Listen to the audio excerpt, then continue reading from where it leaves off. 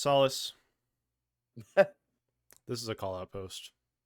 Oh. We are calling you out. I am pulling up right now. Wait. Hold on. No. I'm pulling up the TikTok DMs right now. That's fine. I sent it to both you and Drewski. Because this is you need to explain yourself here. Pretty sure. Pull this up here because you sent me a video, a TikTok video of someone at a Dodgers game. I'll explain what the video is later, but followed by, okay, I might be a Dodgers fan now. Care to explain? Of course. I mean, why wouldn't I want to jump on a bandwagon? But more importantly, a bandwagon that serves full ass bottles of soju. That is a crazy video. This person. That is, yes. I will say I would be tempted to attend a Dodgers game to be able to try that. That is not going to make me join the Dodgers bandwagon.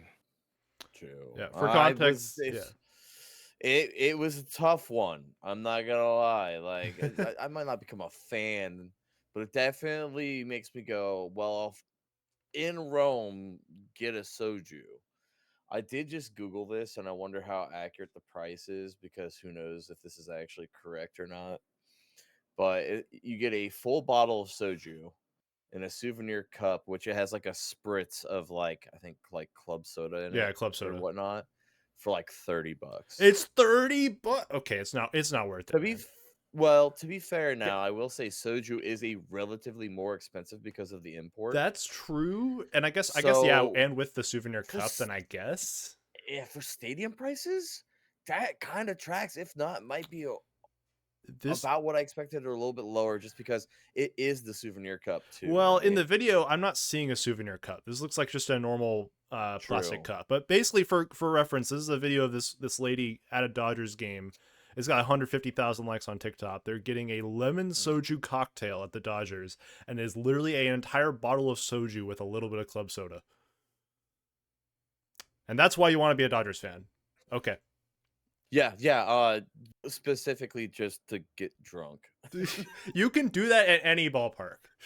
But not all I think probably this ballpark is the only one that serves soju. I'd be willing to bet that the Mariners sell soju, just because, proximity to Japan. But Dodgers, of course, because they got Shohei. They're basically the entire country of Japan is Dodgers fans. But I feel like the second biggest fandom in Japan as far as the MLB team is probably the Mariners, just because of Ichiro. So the only ones that, again, and this would be great if anybody has information on this. I'm so curious about it. But a quick Google search just says Oracle Park and Dodger Stadium. Okay, that's where you can find soju. So two of the farthest ballparks away from me. That's unfortunately awesome. Literally the two California ones. Yeah. Because the Angels, Padres, and A's, they don't exist. They're not real teams. Yep, true. Verified fact. We don't believe them. Shout out the Padres. Screw the Dodgers. If the Padres beat the Dodgers again, you will be reincarnated as a lotus flower. I apparently have to hate the Padres because apparently the Vetter Cup is a thing that exists. That is a weird thing. I know we've talked about that before. I still don't fully comprehend why that's a thing. I mean, I understand he has a connection to both cities, but he's also like a Cubs fan. So yeah, it's so weird. But anyways, welcome to the Untitled Furry Baseball Podcast. My name's Argo. My name is Drewski. And I'm Solis the Wolf. It's been a little bit because we've been busy with cons and traveling and life and all that stuff, but we are so back. And yeah, I got a couple things I want to talk about today. I most notably something not MLB related. I want to talk about NCAA baseball because there's been some ridiculous upsets already in this tournament. And honestly, I also just want to talk about how amazing the format is of the D1 baseball championship, because this is the first time I've ever really kind of paid attention to it, and this is a sick format. I'm in love with this. Really? I think the College World Series will deserve more and more attention all the time. I mean, I do not believe we will ever, as a nation, pay enough attention to the College World Series. It is a lot of fun, and considering how much attention the college basketball and college football tournaments get, you would think that baseball would get more, but nope, no, very, very fun first day for sure. Yeah, I do want to talk about that. There was some pretty ridiculous upsets that came out of this. So let me give you a quick rundown of how the tournament runs. It is basically, we start with regionals, which is 64 teams, if I'm not mistaken. Looks like it. 64 teams, and they're in these 4-team hubs where the top seeds in these 4 hubs are the home seed, or where the game is played. So like Florida State is like a host team, and they're being played in Tallahassee. There are 4 teams that are there, and these are all generally, like, the 4 teams that are in it are regionally, local, more local than usual. Like the one in Eugene, Oregon has Oregon State, Washington State, and for some reason Yale, but I guess they had nowhere else to go. Yeah. Those poor Yale students. Yeah, they have nothing else, and they have to go all the way across the country. Yeah. That makes me feel like the Astros when they were back in NL Central, because that division did not, like, why were the Astros in our division so many years ago? It made no sense. Yeah. Honestly, geographically, it made more sense than them and the Rangers being in the AL West. So how this format works then is within these 4-team pods, the 1st and 4th seed of the pod play each other, and the 2nd and 3rd seed play each other. And then the winners play each other and the losers play each other. And if you lose 2, you do not move on. It becomes like a bracket format from there. Yeah, double elimination, and then you go to just like regular bracket. Yeah.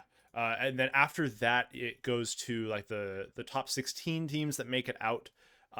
They will play a best of 3 game against another one of the teams to then make it into the top 8, which is another set of 2 4-team pods. Which I believe, if I'm not mistaken, how do those brackets work exactly? Is it literally just the one team that comes out of that? Yeah, it's double elimination and bracket play is what I'm seeing. It's the same format as the regionals, and then it's a best of 3 championship series between the 2 teams that escape. Okay. This is a fire format. I love this. This is awesome. Yeah. Yep, I agree. I think it works well considering, the usual college baseball schedule as well. Yeah. But yeah, no, I mean, I think, as more and more guys like, Paul Skeens are going from the College World Series to making their Major League debut, within about a year, I think that's going to keep getting more eyes on the tournament. I think that's, if nothing else, you're watching the guys that are going to be starting for your favorite team within a year or two. So that's, a pretty cool aspect of it. For sure. Now I want to talk about some upsets. Yeah, we got some good ones. Yeah, the most notable one is the number 1 seed of the entire tournament, UCLA, losing to St. Mary's 3-2. That's crazy. And I should also mention, just along with this, the elimination game between UCLA and Virginia Tech is going on right now. They're in the bottom of the 3rd, and Virginia Tech is up 1-0. So just imagine. I don't see it happening, but imagine if we get a UCLA 0-2 to open the tournament. I mean, that would be insane. I mean, that would just basically be like when UMBC beat Virginia in the college. I mean, that's unprecedented, unheard of. I mean, like we already said, this is the first time that it's ever happened where the number 1 overall seed has lost in their first game. Yeah. And then to go, I mean, that would probably be considered an all-time choke by UCLA.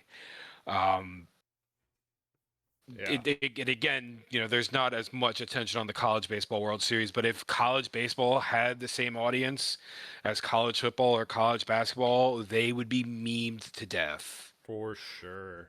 That is about as bad as, again, when Virginia lost or when Purdue lost to Fairleigh Dickinson in the first round. It's just unprecedented and just, if you're a number 1 seed like that, it just should not happen. Yeah. But it does. Same thing. It does. Another upset, pretty major, was Auburn, the 4 seed of the whole tournament, losing to Milwaukee 13-8. Yeah, that's another big one. We've got let me scroll through here real quick. Florida State, the 10 seed of the entire tournament, losing to St. John's. Another ridiculous one there. And then the one that I want to talk about, because my Cougs.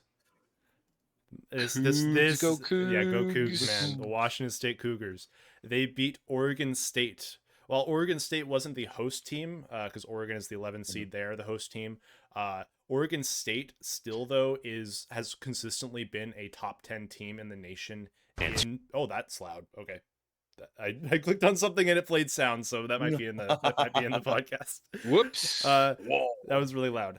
But anyways, I didn't hear anything. If it makes you feel any better. Yeah, well, obviously. But Oregon State is consistently a top 10 team in college baseball, and I believe they won the College World Series in the last 5 years. I believe they did win once.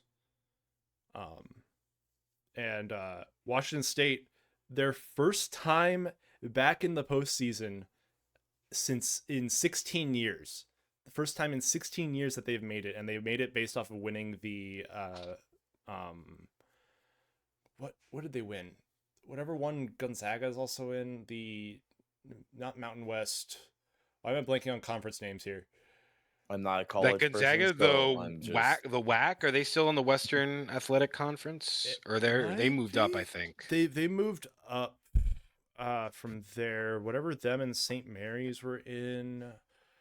Shoot, I'm going to Gonzaga Conference. What conference? They're in the West Coast Conference. Yes, that's what it is. The WCC. Yeah, so Washington State played in the WCC this year because of all the conference realignment shit. They're going to be back in the Pac-12 next year. But they ended up winning that conference tournament and went on to the postseason for the first time in 16 years and beat Oregon State in their opener 3-2. Crazy upset. And they play Oregon this evening at 6 p.m. Pacific.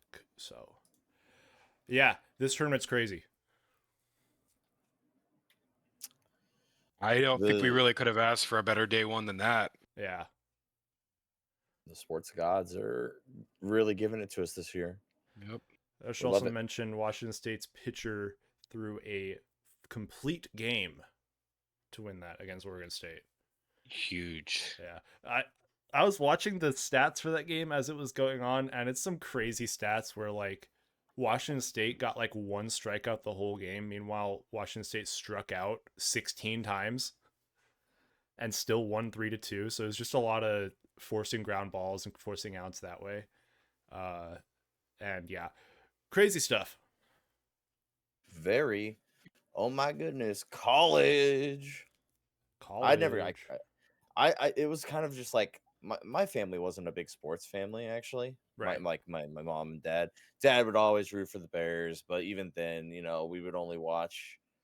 We weren't so dedicated to that every Sunday or every Bears game we were watching. We would watch it occasionally, right, but it was never a requirement.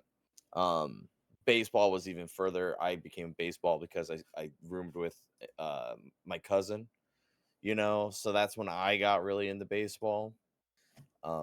But all in all, because of that, college was like the furthest thing, because if I was barely into like a couple of the main sports, it was like, why would you do anything college based?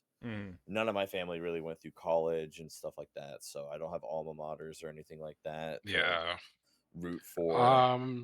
So unfortunately for me, never got behind it. I mean, at least for baseball, I mean, I'll probably follow a bit more for football as well when that starts. But a couple of my really good friends right now are all Georgia Tech alums, and Georgia Tech actually just happens to have one of the best baseball programs in the country. Actually, during FWA, a friend and I got to go see a game at their very nice ballpark in Midtown Atlanta. And I'm kind of rooting for them, so we'll see how it goes. But they're definitely one of the teams with a pretty legit shot to win it all. They have a few guys, potentially that are looking at going top 5 and top 10 in the upcoming MLB draft. So that's going to be fun to watch. I should also mention Georgia Tech won their first game yesterday over UIC 22-5. Ooh. Oh. Yeah. In college ball, you tend to get more of those crazy high score games. Yeah. There's a bit more of a discrepancy in skill. Right. I was going to say, you go from teams that when there is that discrepancy, it's going to be a slaughter. It's going to be very lopsided. Right, yeah. Then, of course, obviously, I guarantee. Well, there's always going to be close games here or there, but I guess it's one of those things where when you're in college, you're typically pretty removed from being a major league player. So even on a good day, your good stuff might not be enough. So, but 22 is still quite a bit. Damn. Yeah. That's rough. But yeah, couple players to watch. I actually pulled up a mock draft for the upcoming MLB draft. Some guys to watch. Roch Chalowski, shortstop UCLA. He's currently projected to go number 1 overall to the White Sox. Then Von Lackey from the aforementioned Georgia Tech Yellow Jackets. He's their catcher. He's projected to go top 3 right now to the Minnesota Twins. Also have Drew Burris, also from Georgia Tech, who's projected to go in that top 10. And then Liam Peterson, who is a right-handed pitcher from Florida. He's another guy to watch. He's projected to go 10th overall to the Rockies. So just a couple names for you guys to look out for if you're going to be watching the College World Series. Absolutely. Is there anything else that I want to talk about with the College World Series type stuff, or shall we move on? No, I'm ready to move on, and I am looking forward to recapping some more games next time. Yeah, definitely. But yeah, for now, a little bit deeper, right? What was that? Sorry. So yeah, once we get deeper, a little bit deeper into the play and everything, that'll be good. The actual College World Series in Omaha is going to be from June 12th through the 22nd. So that's when the actual bracket play starts. So yeah, but a really, really great and fun start to the college tournament. We'll see how it goes. All right, let's move things back to the MLB. We've missed a lot. There's been a lot in what's happened. I'm noticing this because I wasn't paying attention. Argo's got to be feeling pretty happy. About what? Oh, you're leading your division now. Oh, right. Yeah, it really doesn't feel that way. I'll be honest with how awful the AL West is, because man, we really all have worse records than the entire NL Central. That is crazy. I really wish the Mets played in the AL West, because they would only be a few games out of a playoff spot right now. You happen to be in the freaking Braves, which are, again, the baseball's best team. God damn. Yeah. Record right now. But you know what? I'm gonna believe. Because last night, a little short aside, in 2024, everybody remembers, Grimace throwing out the first pitch, Mets going on the win streak that kind of spurred them back into contention and got them all the way to Game 6 of the NLCS. Well, the second game of that win streak after Grimace threw out the first pitch, J.D. Martinez, a utility player who goes by a 2-initial first name, hit a walk-off home run against the Marlins. Last night, MJ Melendez, a utility player that goes by a 2-initial first name, hit a walk-off home run against the Miami Marlins. So, just a couple little things that I'm noticing here. Like I always say, you gotta believe. Gotta believe. Well, I was gonna make the comment, we're all sitting in that like mid 50 to almost 60, depending on how many games in your schedules. I don't think a team has played 60 games yet, but yeah, we're real close. We're real close to 60 games in. We're at 57 right now. The Braves are at 58. Yeah, it looks like everybody's kind of in that 57, 58 range, pretty much. Yeah. So we're almost 60 games into the season, and look, I know it's tough to see that number, but seeing that you're only 7 games back, the Braves could still have a collapse. There's so much time left. Like you just got to right the ship, and I mean, obviously, yeah, there is, but we're 14 and a half games back from the Braves. Oh, wait, we're my 7 bad. games out of the last wild card spot. We're 7 games behind you guys, actually. St. Louis Cardinals. We're 7 games behind them for that wild card spot. I wish, dude, if we were only 7 games behind the Braves right now, I would be cool. And I mean, because the Braves have just been ridiculous. We'd be in second place in the division right now. That's true. If we were only 7 games behind the Braves. I misread. I would be very okay with that. No, you're good. You're good. It happens. It is a better trend, and I I've been kind of keeping an eye on that, and the fact that you're I feel like it's it's doing better. It's doing better. Still obviously disappointing, but there was a stretch there where I was just I could understand why you wouldn't want to come to recording. It's just like, I mean, you gotta do what you gotta do. But yeah, I mean, they kind of had a nice little streak where they won the series against the Yankees. They they split in Washington, which sometimes the way the Mets play against division rivals, I'll take a 4-game split. And then they went to Miami, got swept out of the building, and just are still kind of trying to recover. I think something that would be really funny for me, I think, is if somebody could do a graphic where it shows all of the placement changes in the NL Central from April through April and May, because oh man, has it been just everybody kind of jumping out of positions from top to bottom. The Cubs are at one point were at the bottom. They went on 2 separate different 10-win streaks, got themselves back up near the top. They were in the top. Then they actually went on a 10-game losing streak.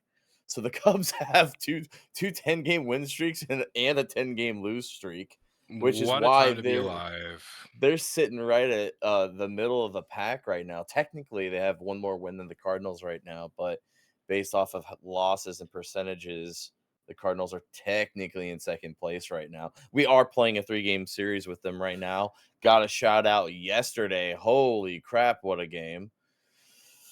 Ending the first inning, there were 6 runs scored, 2 3-run bombers hit by each team. So that's an explosive way to start the game, and it was getting kind of scary. Our starting pitcher Palante got pulled after 3 innings, and I was complaining early on. Again, not the biggest fan of our bullpen. There's still a couple guys that you just don't know how many runs they might give up in the inning that they pitch, but they have done enough throughout all these games to keep us really relevant, which has been insane to see and really cool. We had somebody debut this year. It's not their MLB debut. I was looking it up yesterday. Nelson Velasquez. He started in 2022 for the Cubs. Played for the Cubs and Kansas City in 2023, Kansas City in 2024, and he didn't make an appearance in the majors in 2025. Got called up yesterday to play in that Cubs Cardinals game. It freaking went, what was it?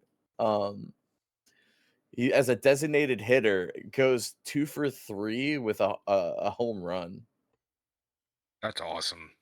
You just kind of, if you're going to come back to the league and you want to stick around the league, that's a good way to start, man. Don't stop. Let's keep the gas pedal down, man. Also, speaking of home runs, big congratulations are in order. Fernando Tatis Jr. has hit his first home run of the 2026 season. Just now, 60 games in. It has finally happened today against the Washington Nationals. Yep. It was about 20 minutes ago. He finally hit his first home run. He has tied Eric Wegman on the 2026 home run leaderboard. Breaking news. He has tied he has tied Colt Emerson, who also has 1 home run as of his first hit on the year, because we haven't talked about that. And obviously, I mean, I'm sure Tatis is thrilled to finally catch up to Colt Emerson, considering I know, right? Colt Emerson has played in 11 major league games so far. Right. I mean, I gotta hurt you with that. I got hurt. Let's see. We've got a guy on our team, Thomas Sajisi. He was playing third yesterday. He's kind of been moving around a lot. Cardinals, good old super utility guys. They're throwing people everywhere. It's an incredibly young squad, if not one of the youngest squads in the MLB right now, and they're just moving everybody around and just making things work, making things happen. I think the youth is helping manufacture runs just with speed alone on the base paths. This guy has hit Thomas Sajisi in his 24 and 25 seasons, which in 24 he didn't see many plate attempts. But altogether, though, he's only hit in his career 3 home runs in the MLB until yesterday, where he hit his first home run of the year. So the fact that he hit a home run, which helped us win the game, and Francisco Tatis Jr. is just hitting his too, woof. It's one of those things where he's capable, and he just has to figure it out. Yeah. And once they do typically well, and he'll get back on it. Like Cal Raleigh's gonna return better to form than what he is doing right now. Speaking of Cal Raleigh, if I might mention, how's he doing? He is now swinging the bat again. So Okay. he is on his way back. Good news. Which is great news. And I would love to have him back. And if he comes back, when he comes back, I'd really like him to, play the game. That'd be really cool. he has not had a good season prior to getting injured. A very, very far fall back from previous year. But yeah, I mentioned him earlier, and I do actually want to talk about him a little bit. Colt Emerson, who I've talked about I've talked about quite a bit, and have really been kind of gassing up for a while. He has had a really strong start to this year so far. He is sitting at, I believe it's like a 225 batting average right now, which isn't the best, but for someone who's just getting into the MLB, that's pretty solid. His first hit was a 3-run bomb. There you go. Awesome. And then just recently on the 24th against the Royals, he went 4 for 4 with 3 doubles and an RBI single. So off to a pretty hot start this year. And yeah, I'm excited to see where he goes. Absolutely. Yeah. No, it's a lot. I think there's a lot of hope out there. A lot of young guys trying to hope adjust to the league, because the league is its own beast by far. Nothing will prepare you for it. JJ Weatherhill, our rookie, I mean, can't ask much better for what he's doing. He's hit 9 home runs this year. Could see a little bit better probably on his his average is at 234 right now, but his OPS is 746. It's fine for a rookie. He's doing good. Stolen 6 bases with no caught steals, so like he's making the right moves, making some really good plays defensively. Again, that's what a lot of this is I think we have young guys making some pretty good defensive plays mixed with, when we get a chance, we're taking bags when we can, and it's just keeping us in it. Just to say that, crazy enough, the Brewers have just gone on a couple good tears and are leading the division, which we kind of expected them to be more up there than they have been this year. But I mean, that division's incredibly tight, and I mean, it could be anybody who ends up taking this division at this point. You would think the Reds aren't going to be in contention, but they kind of are still. Like, it's crazy. It's crazy. And I feel like every year we kind of have one division that's like what the NL Central is right now, where everybody's kind of just doing well. Everybody has a winning record. And then you have one like the AL West, where pretty much everyone is 500 or below. So I don't necessarily think either division is going to stay like that all year, of course. But just funny little footnote so far. You mentioned the Brewers, and I want to wait. When the hell was this? Okay, never mind. I thought this was a recent thing. It was about their 3 bunts in a row. If you remember that. That was last month, and I don't know why I saw a video of it recently. It totally makes sense that it was the Brewers. Like, the Brewers just feel like the kind of team to do something like that. Yeah, I guess I saw a video of it on my social media recently, and didn't know that this happened back in April.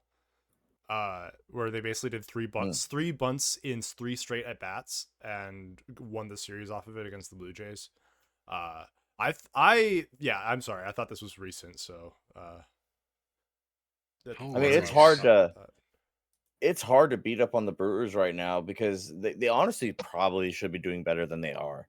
Because I'm just looking at this right now. Their top 2 starting pitchers are Jacob Mizorowski, which I talked about, and you've also got Kyle Harrison, both 11 and 10 games pitched respectively, sub-2 ERAs with whips right around 1 or less. Like, damn. The only difference between Kyle and Jacob is Jacob's pitched 13 more innings in 1 more game, so they're still eating up innings pretty quickly. And when you got 2 guys throwing like that, I mean, shit, your team should be winning every series almost. So you never know. And I think it's hard to tell. It's like, at one point, are they going to either get beat up on, or are they going to stay dominant? And is that, like you're saying, is that when the Brewers will actually pull ahead in this division and stay up top?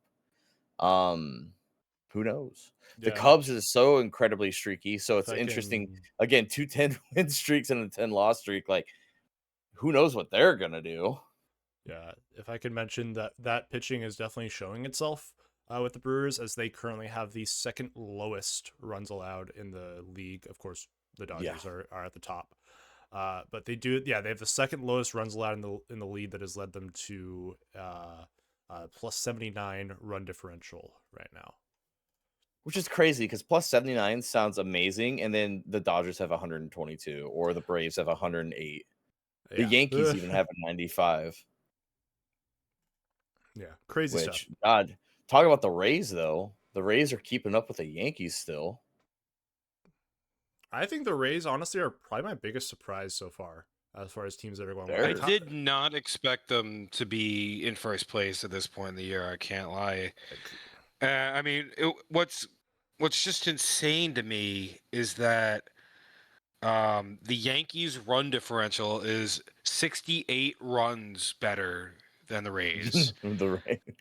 And their expected win-loss is 38-19, whereas the Rays are currently 35-19, but their expected win-loss is 30-24. So probably just some of that early season bullshit that you always have, where a team is just way outperforming what they should be. But, I think it'd be a fun little story. Rays finally move right back into the chop and kind of get back to what they were doing for the few years leading up to having playing that temporary home. They had a brief little hiccup in 2024, but the Rays, man, as far as teams with a shoestring budget go, the Rays are a model organization. They always seem to find ways to just be a competitive team, and you got to respect it. Yeah. I do, unless we have anything else small to talk about, I do have one deeper topic to talk about that I want to bring up from one of our last conversations. Okay. That I think we have a pretty decent discussion. I was gonna say, I just mentioned, or I was just gonna mention, since we're talking about it, the Cardinals are actually at a -9 run differential, and our expected is 27-28. But I think it kind of comes down to that again. You're losing by a lot, but you're winning by a smaller margin, and it's just working out. Will that stand? It can. It's typically not, but we'll see. And then I was gonna mention Shout out to Jordan Walker with 15 home runs already this season. And he's batting. He's just killing it this year. He found his swing. He figured it out. But did you see this as of 109 today? It's awful. It's horrible. And I know y'all are going to be upset about this. What? Murakami is injured. Oh no! It is very, very sad to see. That is so sad. He had been such a fun story so far, man. He hit 20 home runs yesterday. I think he hit his 20th like yesterday. He's up there. But the problem being is he got a right hamstring, a grade 2 strain. They're saying he's going to miss somewhere between possibly 4 to 6 weeks. He's on the current 10-day injured list. So sad. But I think this is one of those things where playing well too, man. It's just as a whole. Oh, they're great. I was just looking at this. They have a better record than the Cardinals. They're 31-27 right now. Like, they're currently in the second wild card spot in the AL. They're doing it. So it's rough. I think the 4 to 6 weeks kind of thing is absolutely like a cautious approach because of what he has done in these 4 months. I've not seen White Sox fans get this excited in so long. Like, it's kind of reviving the fan base over there. And I guess I could mention the tarps off really quick for the Cardinals. The Cardinals, last few years for the Cardinals have been a really bad down years for attendance and everything. And this whole tarps off thing where the all the guys are out in the outfield, and I think it's right field, are taking off their shirts and stuff, kind of like a rally thing. It's going really well. That's kind of bringing life back into everything, and this young team's kind of really driving it. But yeah, Murakami's doing this amazing things over for the White Sox right now, and unfortunately he's going down, but they're being smart. They're being really smart about this. I think by shutting him down for a little bit longer, because you would hate to push him back or like let him go and do like a designated hitter role. He tries to run out a bloop, trying to run out like a bloop single to first and pulls it even worse. And then he's out for a surgery for the rest of the year. You can't. Yeah. You would much rather rest him now. They already called somebody up to replace him. Obviously, it's not going to be. You pray that somehow the guy coming up replaces him, but they're not. You just want to get this guy rested as quick as possible and get him back in, but you shut him down now for his health and safety, for the longevity. I mean, for what it's worth, the guy they called up, Jacob Gonzalez, is slashing 317, 419, 668 so far. So he has just been one of the best hitters in all the minor leagues. In as much as it sucks to see Murakami go down after what a fun story he's been, I think this guy should be able to hold his own. We'll see, but obviously you wish him the fastest recovery possible. But yeah, you got to be careful. Yeah. All right. I want to get into this discussion here. If we're all good with that. Yeah, I'm good. Just wishing Murakami get back out there, man. For sure. Not my team, but I still want to see the success, Yeah. So I want to talk about Bryce Miller on the Mariners. I talked about him before, where I mentioned that he's coming out of the IL and is coming into a really, really solid pitching lineup in the starting pitching lineup with the Mariners. And I brought up the question of what do we do here? Do we put Luis Castillo, who's been struggling as a starter, and put him onto the into the bullpen, or do we switch us up into a 6-man rotation? Well, the Mariners kind of did both when Bryce Miller came back, and it's had good results and more so, I'd say, bad results. They decided to go with this piggybacking solution, where they had Luis Castillo start a game, throw a set amount of innings, and then they switched to Bryce Miller to pitch the second half of the game. And so, well, I guess I should start with the first time they did it. They started with Bryce Miller the first time they did it, and then they went to Luis Castillo after 4 innings. And they had Luis Castillo in for the whole game, and then he blew it in the 9th. Where Bryce Miller had a really great game in the first 4 innings that he probably could have gone at least 2 more. And then Luis Castillo came in and blew the game in the 9th. When honestly, it was more of a Dan Wilson error there, where they should have just brought out and Andres Munoz, our star closer, to finish it off instead of leaving Luis Castillo out there for another inning, which ended up losing us the game 2-1 when it was a 0-1 ball game. And then they did it a second time, instead starting with Luis Castillo and then switching to Bryce Miller. And Luis Castillo pitched 4 innings, great pitching. Bryce Miller came in and only let in two more runs for the rest of the game, and we won 9-2. And this, might be like, oh, that's a great strategy. It ended up working out well. We ended up winning the game. Luis Castillo was pissed to be pulled. He was throwing 4 innings of 0-run baseball, and he's getting pulled now for a different pitcher. And yeah, there's video of him slamming his hat or his glove in the dugout, and him being talked to by Dan Wilson, the coach, about what they're trying to do here, trying to explain everything to him. And then after the game, after Bryce Miller got the win, or I guess I went to Castillo because we weren't ever losing, but then I went to Bryce Miller for an interview after the win, and he said this is a really uncomfortable scenario. He said that it just was not really great to get into it. This whole like piggybacking thing. And it looks like now we're going to be giving it one more go on Sunday against the Diamondbacks, with Bryce Miller starting into Luis Castillo finishing. But this will be likely the last time that they go for this, and instead we'll shift to a 6-man rotation instead of 5-man, which I think was honestly the best option to go for. So, yeah, I don't know what Dan Wilson was thinking with this piggyback strategy. I've never seen this before personally. I don't know if you guys have.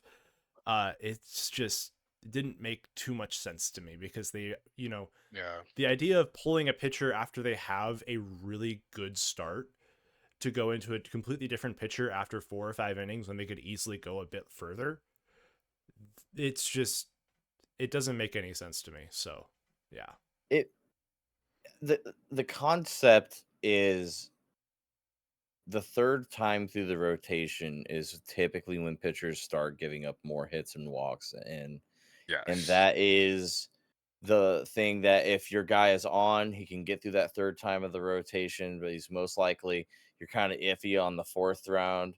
The only time you're letting him go that far is if it's like a no-hitter situation and you're up by like 5, where there's not as much danger if he does give up a home run or give up a couple hits. It's kind of those kinds of scenarios, but it's almost, because it's just average. The more your batters see your stuff, the more plate appearances they see, the more likely they're going to key in on something and get those hits, right? Mm-hmm. So I get the thought of pulling in about the 4th, maybe 5th, depending on, because if you just go, if it's all, if they don't get any walks hits off, you can easily get to the 5th, but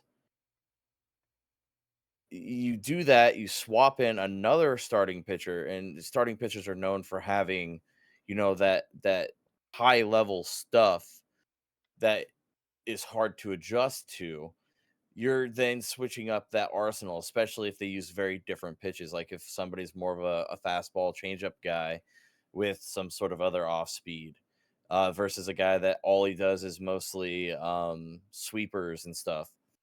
The arm angles, especially if one's a lefty, one's a righty, like that. I understand how that could absolutely kill any sort of like the opposing team's batters like eye and being able to adjust. You're forcing a complete adjustment, but also our pitchers are not used to this whatsoever, and starting pitchers just, I don't know, maybe they're just not, maybe with more preparation and they live it more than just a couple weeks out of a freaking month, it could turn into something, but I think it's going to be trial and error. It's not worth it. I think the 6-man is better. Just building the extra day off of rest and just let your boys go out there and be the healthiest rotation of pitching you got or in the league. 6-man rotation is definitely kind of something I wish the Mets had been able to go to at some point this year. Unfortunately, they're not really healthy enough to do that right now. But yeah, I mean, especially early on in the season, where if you have 6 guys you trust to go out there every 6 days and give you some quality innings, then yeah, why not go for it? And I mean, there's gonna always most teams have 5-man rotations, and you're gonna go down one by the time you get to the postseason anyway. But yeah, keep your rotation healthy. I mean, obviously it's not good for everyone. There's, being in rhythm and being on schedule are important things for pitchers. So, in the event that, you think that your guys are not going to be well equipped to handle that change, then yeah, obviously you don't want to do it. But, for a team like the Mets, especially where they had Kodai Senga, where he had just been brutal anytime he pitched on regular rest recently. That's kind of a situation where you would love to be able to go to a 6-man rotation. So, different strokes for different folks. Not the same thing's going to work for every team, but I think there are a lot of cases where a 6-man rotation can serve a team well. Yeah, I mean, I think the biggest thing is having the ability to have a 6-man rotation. You're not gonna most teams are not gonna be able to afford 6 quality starters. It's just not even every team that's going to end up making the postseason this year will be able to field a 6-man rotation like that. So, so it is kind of more of like it's kind of a lucky shot of having spent the money on the starters you want, and then you just happen to have maybe some great prospects come up at the right time, and it works. Most teams, again, yeah, you ain't gonna be able to put that much money into your starters, because if you do, you're not gonna have any money else on the field, and you're probably losing games because nobody can hit or something, So, that's a big point. Is having the opportunity right now is why the Mariners should be doing what they're doing, right? Like you are lucky right now. You are blessed. Yeah, it is. Use this opportunity. This is like a good problem to have so many pitchers that are so good that because like the whole issue started off of Bryce Miller going on the IL, and then we pulled up Emerson Hancock as a starter, and he started just balling out. He had let me see here. I think I had it here. Yeah, taking his place in 11 starts, he had a 2.78 ERA, became the most consistent starter at a 1.01 WHIP.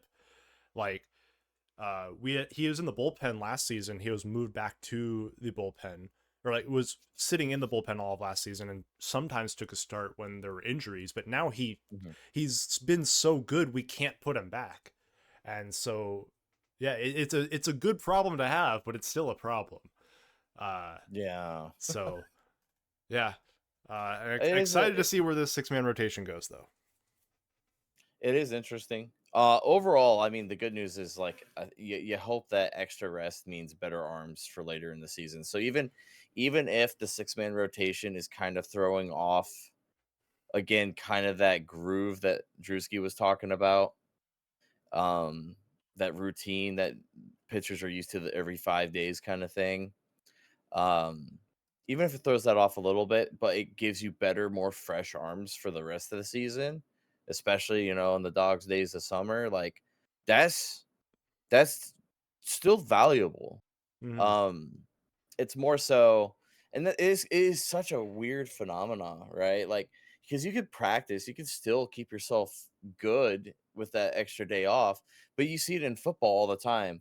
A lot of teams don't want to be the number 1 seed that skips the first round in the playoffs. It always seems like they come off those extra days off, I guess, not as energetic or like as having that edge. Yeah. It feels like, and so a lot of teams are like, no, yeah, the extra rest, especially, and that's an incredibly more physical sport. They still don't even want it because it just seems like that extra little time off screws everything up. So it's one of those things where, yeah, you can't lose too many games if it's throwing your people off. But if you lose an extra here or there, but it really sets up a 5-man squad later on in the season to be much more ready or fresh, that could lead to like a really good playoff push. Like, fuck yeah, go for it. Mm-hmm.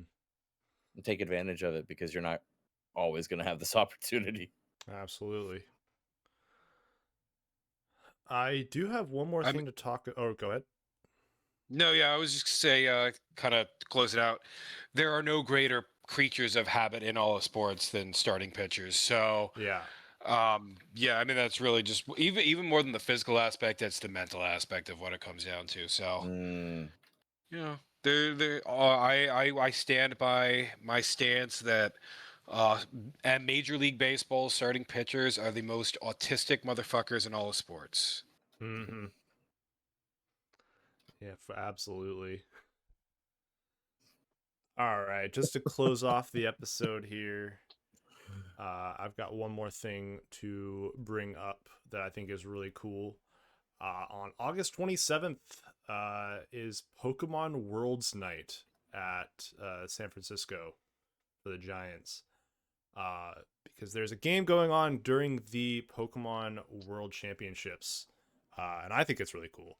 And they have like a specialized jersey and everything. Unfortunately, tickets are already sold out. So if you're looking to go, bit too late for that. But you can also buy tickets for the drone show, not the game. Put it on a drum show. What? There's a drum show? Drone show. I thought it was a drum show. I was like, oh, drums? That'd be cool. Okay. That'd be cool. The drone show. I will say some of the performances I've seen from drones are really cool. Oh, absolutely. Because it's all, just code based. So they just get to do these really cool, like, light shows, essentially. Yeah. Yeah. As somebody, Pokemon, though. Yeah. As someone, I used to play the Pokemon trading card game, and I would love to go to the World Championships one day just to like see it and everything. Just to watch. Yeah. And if you were to go to that and get to see a baseball game and get a custom jersey out of it, or like a really cool looking jersey, let me actually put the image in Discord real quick because it's a really cool jersey. I love this thing. But yeah, something pretty cool. And they got Pokemon Go experiences in the ballpark if you still play Pokemon Go. One of like 7 people that still play it.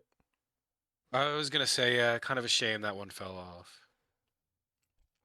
Actually, I think there's still a lot of people who do play it. No, it's just it's not in the headlines, right? But yeah. I think it still has a relatively large. I think it still has a pretty decent player base. Yeah, I did get back into it when I was in college for like a couple months, just because where I live, there's not really many, Pokestops or gyms or anything, but being on like a campus where it's like a walking, where you actually walk around a lot, it's like a walkable city kind of thing.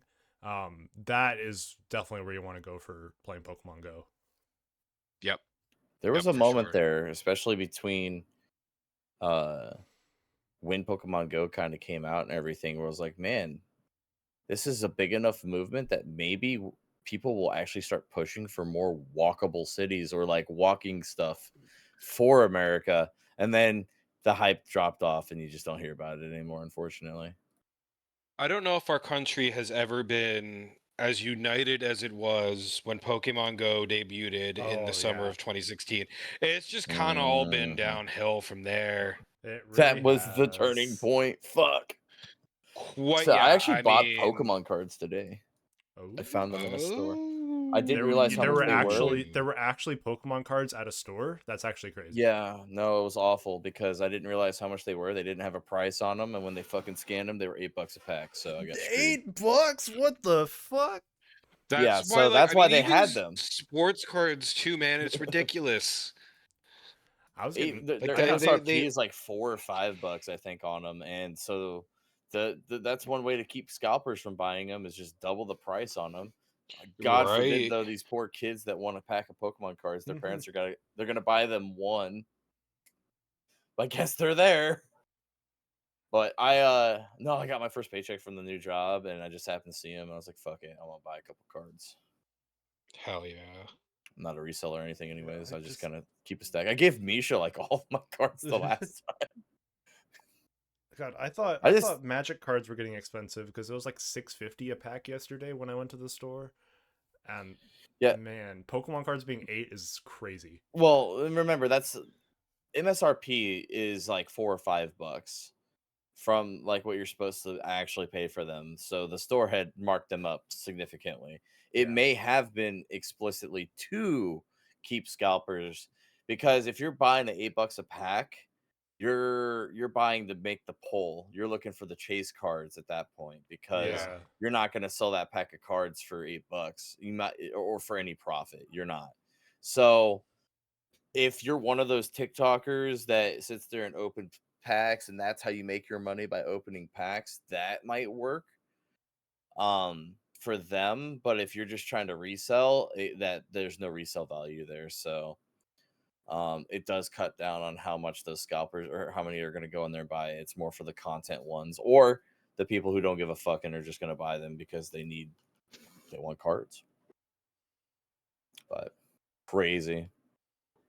Have you heard anything else across the MLB? Anything special? I think we did a pretty good run around for the week. Yeah, I think that's all I've got. 60 games in, I'm more excited than I thought I was going to be. Oh yeah, 60 games in. Well, playing the turntables. We're playing the Cubs later tonight, so as always, I'm just hoping we can beat our rivals. Yeah. All right, that's about all we've got then. I'm gonna look up one thing because I'm curious. Oh, okay. Because I just heard it on the last. I did the recap for yesterday's game. The Cubs Cardinals rivalry is 1,281 wins versus the Cardinals 1,226. So there's about a 50 game. There's a 50 game describe with 19 ties. That's what? Yeah, ties were a thing. So relatively, about 50 game difference, but that's still really close. Yep. But we got to keep breaking it back. We got to keep winning these series. Yeah. I mean, you guys have 11 World Series to their 3, so you got that at least. Yeah. This is starting to be one of those years where do the Cardinals become an underdog story because they just happen to be a bunch of young guys that might be hitting their strides all at the right time that could possibly put them in a position for October. It could be one of those stories this year. Yep. But this all could be very different by October, and I might be crying by then. So I'm taking the wins while we got them. All right. Well, I'm cutting us off there. Thank you everyone for listening to the Untitled Furry Baseball Podcast. Be sure to like, comment, subscribe, all that good stuff. And thank you. Bye-bye. Would anybody else want to be a Dodgers fan for No, do not. No. End it.